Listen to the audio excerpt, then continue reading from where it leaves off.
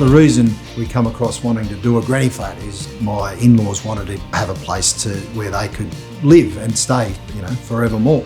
So this was the best opportunity that helped us for in the future, as well as secured them and made them feel safe and they're close with us. The hardest thing for this one was the access. It's a small site with a small access. We spoke to some places and there were lots of excuses why we wouldn't be able to get it, and we never got that from Backyard Grannies. They gave us lots of reasons why we could do it. There was lots of communication. You're building something, so things are going to be a little bit harder than normal, but there was lots of communication, so we weren't too worried about that.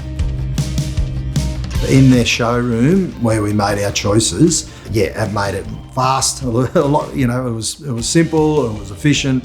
The finishes inside the granny flat look top class. We're stoked. We're so happy.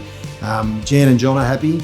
It's everything they need, and we're close by. They're in a new house. It doesn't feel like a flat. It feels like a house, a home. Very happy that Backyard Grannies took it on.